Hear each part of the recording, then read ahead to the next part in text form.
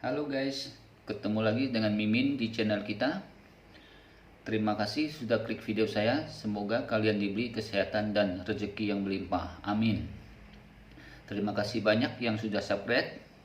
Dan yang belum subscribe, mohon tolong di subscribe untuk mendukung Mimin supaya Mimin bertambah semangat untuk membacakan bab-bab berikutnya. Pada video kali ini saya akan membacakan 4 bab yang terbaru, yaitu dari bab 4155 sampai 4158. Kita langsung aja ya kan. Oke. Bab 4155. Lialin langsung segar dan dengan cepat menatapnya dan bertanya, "Ada apa dengan orang Jepang kecil itu?" Jang Hengkai tidak berani menunda dan buru-buru berkata, "Saya direkrut oleh hotel sebagai pekerja sementara, dan ada lebih dari selusin pekerja sementara yang datang dengan saya. Dan ada beberapa orang Jepang di antara mereka, tetapi tidak ada di antara foto-foto kali ini." Lialin bertanya, "Seperti apa orang Jepang yang Anda sebutkan? Apa karakteristik mereka?" Jang Hengkai berpikir sejenak dan berkata, "Ya, terlihat seperti wajah publik orang biasa. Adapun karakteristiknya, saya merasa ekspresi mereka lebih serius dan tidak tersenyum, dan mereka tidak pernah berbicara, hanya menggunakan kontak mata menyelinap, dan itu bukan hal yang baik pada pandangan pertama." Lialin bertanya dengan heran, "Mereka tidak berbicara? Bagaimana Anda tahu mereka orang Jepang?" Jang Hengkai berkata, "Dalam perjalanan ke sini, saya tidak sengaja melihat salah satu layar ponsel mereka, dan ponselnya dalam bahasa Jepang." Lialin bertanya lagi, Apakah Anda pernah bertemu setelah Anda tiba di hotel?" "Tidak," Jang Hengkai menjawab. "Setelah kami tiba di hotel, kami ditugaskan untuk membantu di dapur belakang. Tetapi kemudian mereka diberi pekerjaan yang berbeda dan kemudian meninggalkan dapur belakang bersama-sama." Lialin terus bertanya, "Kalau begitu, izinkan saya bertanya, siapa yang merekrut Anda? Siapa yang memberikan pekerjaan Anda kepada Anda? Terutama, siapa yang memberi pekerjaan kepada orang-orang Jepang itu?" Jang Hengkai buru-buru berkata, "Manajer Chen yang merekrut kami, tetapi saya tidak tahu apa nama spesifikasinya.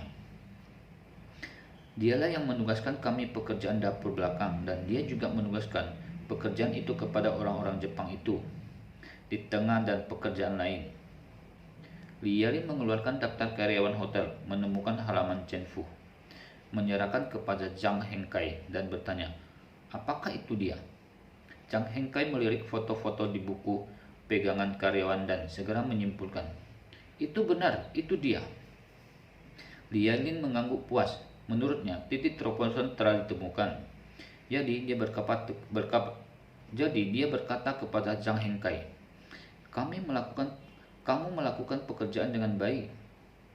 Kemudian dia mengeluarkan dompet dari sakunya, mengeluarkan uang $500 Amerika dan menyerahkan kepada Jang Hengkai sambil berkata, "Kamu ambil uang ini dulu. Jika kamu memiliki pertanyaan yang perlu dikonsultasikan, saya akan menghubungi kamu lagi." Jang Hengkai tersanjung dan mengambil uangnya, dan tanpa sadar bertanya, "Detektif Lee, aku tidak perlu ke kantor polisi lagi kan?" Lialin tahu apa yang dikhawatirkan Jang Hengkai, mengangguk dan berkata, "Jangan khawatir, saya akan membiarkan Anda pergi setelah urusan hari ini selesai. Tetapi sebelum Anda pergi, Anda harus meninggalkan informasi kontak untuk petugas polisi. Apakah itu panggilan telepon atau panggilan telepon dari Amerika Serikat, WeChat domestik atau email yang dapat digunakan." Jang Hengkai sangat gembira dan buru-buru berkata, "Jangan khawatir, saya akan meninggalkan WeChat saya." "Oke," Lialin mengangguk dan kemudian meminta Jang Hengkai untuk dibawa pergi, dan kemudian memerintahkan, "Bawa manajer Chen dari aula perjamuan hotel ke sini." Pada saat ini, Chen Fu berdiri di tengah kerumunan dengan sangat gugup. Setelah dia mengetahui bahwa Fei Hao yang telah diculik dan menghilang di aula perjamuan, dia benar-benar ketakutan. Dia bahkan tidak memikirkan orang Jepang itu dalam mimpinya, dan target sebenarnya adalah tuan mudanya sendiri. Sekarang tuan muda telah menghilang. Dia sendiri telah menjadi kaki tangan. Oke, kita lanjut bab 4156.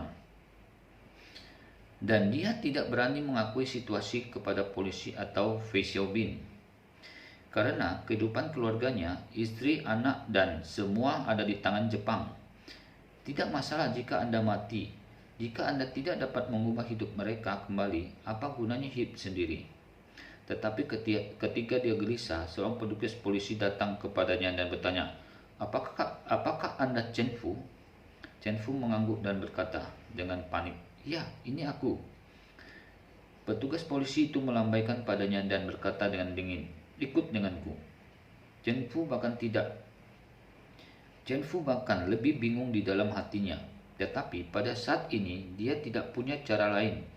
Dia hanya bisa mengambil langkah berat dan mengikuti polisi ke kantor sementara Lialin di sebelahnya. Begitu dia masuk pintu, Chen Fu gemetaran dan ketakutan. Dia sudah lama mendengar reportasi Lialin, jadi dia takut terlihat oleh Lialin. Jadi dia mendatangi Lialin dengan takut-takut dan tegagap. Inspektur Li, halo." Lialin menatapnya dan tiba-tiba bertanya dengan suara dingin, "Chen Fu, aku bertanya padamu, mengapa kamu berkolusi dengan ninja Jepang dan menculik tuan muda dari keluarga Feimu?" Kemarahan Lialin tiba-tiba membuat Chen Fu ketakutan. Dia panik dan berdalih, Aku tidak punya. Aku benar-benar tidak punya." Lialin berkata dengan dingin, "Kamu masih berbohong. Kamu merekrut ninja Jepang itu jika kamu baru saja merekrut mereka. Kurasa aku masih bisa percaya pada kamu dan membuat kesalahan yang tidak disengaja. Dan kamu dapat merekrut mereka dan kemudian merekrut mereka lagi. Mengatur ke lokasi kejadian menunjukkan bahwa itu direncanakan. Jika Anda adalah responden batin mereka." Chen Fu masih dengan keras kepala menolak dan menggelengkan kepalanya lagi dan lagi. "Ini bukan aku tidak punya, aku tidak tahu ninja Jepang sama sekali." Lialin menatap dahi dan pipinya, dan keringatnya menetes satu demi satu. Dan dia mencibir, "Chen Fu, tidak apa-apa bagimu untuk berdalih denganku. Tetapi, ingin memperingatkanmu, jika kamu tidak bekerja sama denganku, benar maka saya akan memberi umpan balik informasi yang saya miliki sekarang kepada Fei Xiaobin. Orang yang menghilang malam ini adalah putra Fei Xiaobin. Saya tidak perlu mengingatkan Anda tentang ini kan? Menurut Anda, apa yang akan dia lakukan dengan Anda setelah dia tahu?" Begitu Chen Fu mendengarkan ini, garis pertahanannya psikologisnya runtuh seketika. Dia berlutut di depan Lialin dan menangis. "Inspektur Li, saya mengalami kesulitan. Inspektur Li, itu saja. Dia membantu Jepang menculik keluarga saya, istri saya dan anak-anak, dan mengatakan bahwa jika saya tidak mematuhi perintah mereka, mereka akan membunuh semua istri dan anak-anak saya. Selain itu, mereka membunuh seorang pengasuh keluarga saya untuk memaksa saya tunduk. Saya juga terpaksa." Omong-omong Chen Fu memenangi Lialin dan tersedak. "Inspektur Li, saya tahu saya bersalah, saya harus dikutuk. Bahkan jika tuan muda tertua menginginkan hidup saya tidak punya apa-apa untuk dikatakan. Saya hanya tolong selamatkan keluargaku yang terdiri dari 7 orang. Mereka tidak bersalah." Di saat Chen Fu masuk, Lialin menebak dari ekspresi kegelisahannya bahwa dia pasti tidak akan menjadi kaki tangan dalam masalah ini. Lagi pula, ninja-ninja itu bertindak dengan kejam.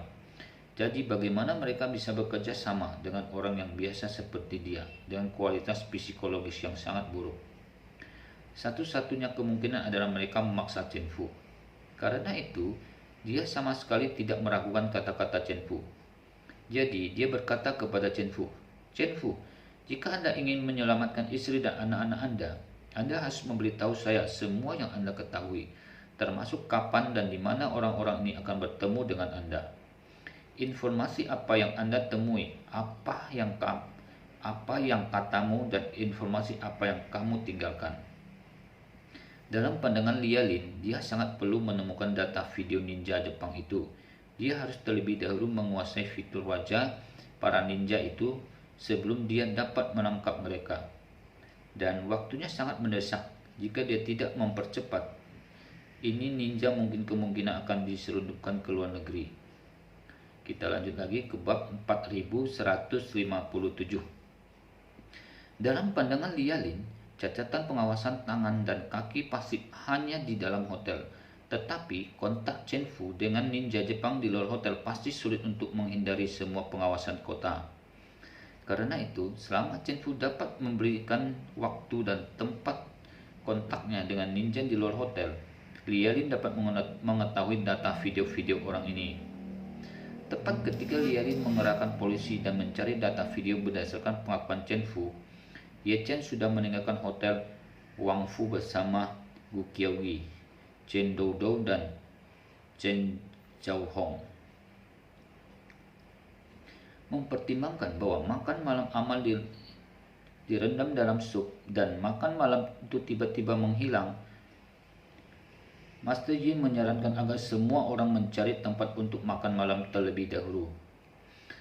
Dia percaya bahwa Chen Zhaozong pasti memiliki sesuatu untuk dikatakan kepadanya. Selain itu, dia juga ingin mendengarkan saran apa yang dimiliki Chen Zhaozong di masa depan. Dan Chen Zhaozong memang memiliki banyak pertanyaan yang ingin dia tanyakan kepada Master Ye. Dan Ye Chen meminta para ninja Jepang ini untuk mengikat tuan muda keluarga Fei hari ini. Hal ini bukan lelucon. Dia takut Ye Chen tidak bisa menanganinya dengan benar dan akan menyebabkan masalah bencana. Jadi dia menyarankan, mengapa kamu tidak pergi ke tempatku? Meski makanannya sedikit kasar, itu lebih baik daripada berbicara. Ye Chen secara alami tidak memiliki pendapat. Jadi dia memandang Gu Qiaoyi dan tersenyum dan berkata, angsa panggang Paman Zhong adalah yang terbaik. Aku tidak punya cukup. Ye Chen tersenyum dan melambaikan, pergi ke Chinatown. Mereka berempat dikawal oleh pengawas sampai ke Chinatown. Pada saat ini, toko Chen Zhaozong tutup dan pria itu sudah tutup. Jadi, Chen Zhaozong mengundang Ye Chen dan lainnya ke lantai 2. Sementara dia pergi untuk mempersiapkan makanan. Pada saat ini, Ye Chen juga menerima informasi dari Wan Po-jun, Kacau Hattori dan lainnya, serta Fei Haoyang dari keluarga Fei sekarang berada di bawah kendalinya. Ye Chen menginstruksikannya untuk mengendalikan ke-9 orang ini dan tidak membiarkan mereka melakukan kontak dengan dunia luar. Pada saat yang sama, dia menginstruksikan Wan Po-jun untuk memindahkan lebih banyak orang ke properti keluarga Fei, karena dia percaya bahwa Qiao Feiyun bersembunyi di keluarga Fei sekarang. Hanya saja keluarga Fei terlalu besar dan pertahanannya ketat. Untuk istana Wandong mudah untuk masuk, tetapi jika Anda ingin menyelinap masuk dengan menemukan Qiao Feiyun, itu hampir tidak mungkin. Begitu gerakan terlalu keras, istana Wandong pasti akan mengungkapkan keberadaannya. Kali ini, Ye Chen tidak ingin mengekspos istana Wandong secara langsung. Jika istana Wandong terungkap sekarang, ketika dia datang ke Amerika untuk bersaing dengan keluarga Rothschild di masa depan, akan ada satu kartu truk yang lebih sedikit untuk ditangkap lawan dengan terkejut. Solusi terbaik adalah memasang jaring di sekitar rumah Fei dan menunggu bajingan Qiao Feiyun itu masuk sendiri. 10 menit kemudian, Chen Zhaozong berjalan ke atas dengan makanan. Setelah menyiapkan makanan, Chen Zhaozong menyapa semua orang untuk makan. Dan setelah semua orang duduk, dia memandang Ye Chen, merendahkan suaranya bertanya, Tuan Ye, saya tidak begitu mengerti sesuatu. Mengapa ninja Jepang itu begitu takut padamu? Ye Chen tersenyum dan berkata, pernahkah Anda mendengar tentang keluarga Ye yang dicari balas dendam oleh istana Wandong beberapa waktu yang lalu? Kita lanjut lagi di bab 4158. Chen Zhaozong mengangguk dan berkata, saya hanya mendengarnya setelah fakta. Mereka mengatakan bahwa keluarga Ye memberikan setengah dari aset istana Wandong dan ia itu dianggap telah lolos dari bencana. Jadi ketika saya melihat Anda hari ini, saya Saya telah selalu, tidak ada yang perlu disebutkan. Ye Chen melambaikan tangannya dan berkata dengan santai, itu hanya lumor yang sengaja saya keluarkan. Situasi sebenarnya justru sebaliknya. Keluarga Ye tidak hanya tidak menjual setengah dari aset ke Istana Wanlong, tetapi juga kesetiaan Istana Wanlong kepada saya. Aku hanya tidak ingin pohon keluarga Ye menarik angin, jadi ada lumor ini. Chen Zhaozong tercengang ketika mendengarnya. Ye Chen tidak mengatakan ini sebelumnya, jadi dia tidak bisa mempercayai telinganya. Istana Wanlong yang terkenal sekarang di bawah komando Ye Chen ini jelas merupakan suplemen yang bagus untuk kekuatan keluarga Ye. Meskipun aset keluarga Fei adalah ratusan miliar dolar, tidak mungkin mereka untuk membentuknya. Seorang tentara bayaran yang dipersenjatai dengan skala Istana Wanlong. Ye Chen berkata lagi saat ini, adapun ninja hari ini, mereka semua di bawah komando seorang teman saya di Jepang. Mereka telah melihat saya di Gunung Yeling, jadi mereka takut. Chen Zhaozong butuh waktu lama untuk mencerna apa yang Ye Chen katakan, dan dia tidak bisa menahan napas. Tuan Muda Ye, dengan kekuatanmu saat ini, keluarga Ye mungkin berada di peringkat pertama di seluruh Asia Timur dan Asia Tenggara. Ye Chen tersenyum sedikit dan berkata, tidak cukup menjadi nomor satu di Asia Timur dan Asia Tenggara. Keluarga kerajaan Saudi di Asia Barat adalah yang kedua setelah keluarga Rothschild di dunia. Keluarga Ye ingin menjadi nomor satu di Asia. Anda harus melampaui keluarga kerajaan Saudi. Dan jika Anda ingin menjadi nomor satu di dunia, Anda harus melampaui keluarga Rothschild dan jalan masih panjang. Chen Zhaozong mengangguk dan berkata dengan emosi, saya percaya bahwa dengan kekuatan Anda, Tuan Muda Ye, hanya masalah waktu sebelum keluarga Ye berdiri di puncak dunia. Ye Chen tersenyum ringan. Saya harap kali ini bisa sesingkat mungkin. Chen Zhaozong tidak bisa tidak mengagumi Ye Chen. Sebelumnya, dia tidak percaya bahwa Ye Chen dapat membuat keluarga Ye berdiri di puncak dunia. Tetapi sekarang, melihat ketenangan dan kepercayaan diri Ye Chen, dia tiba-tiba merasa itu bukan tidak mungkin. Ia mengingatkannya pada ayah Ye Chen, yaitu Ye Changming. Bahkan ketika Ye Changming berada di puncaknya, dia hanya berani menganggap tujuan itu sebagai semacam visi yang indah dan tidak pernah berani membayangkan bahwa itu akan terwujud suatu hari nanti. Namun, Ye Chen yang berusia 20-an sudah mulai mengejar tujuan ini. Sambil merasa emosional, dia tidak bisa tidak bertanya, Tuan Ye, apa rencanamu untuk Fei Hao yang itu?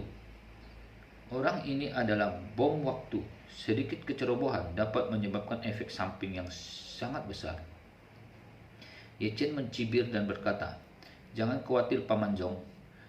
Belum lagi Fei Hao yang, bahkan Fei Xiaobin atau Fei Shanghai, aku tidak bisa menganggapnya serius. Garis keturunan Hao yang sepenuhnya dihapus dan kemudian membawa Fei Zhengjong kembali menjadi kepala keluarga Fei. Chen Zhaozong bertanya dengan heran, Tuan Muda Ye, apakah Anda tahu keberadaan Tuan Fei Zhengjong? Kalau Fei itu telah mencarinya seperti orang gila. Untuk Fei Shanghai, Tuan Fei berumur 1 hari. Jika dia tidak mati, posisinya sebagai kepala keluarga tidak akan aman. Ye Chen tersenyum dan berkata, Fei Zhengjong dan cucunya Fei Kexin semua telah diatur dengan baik oleh saya.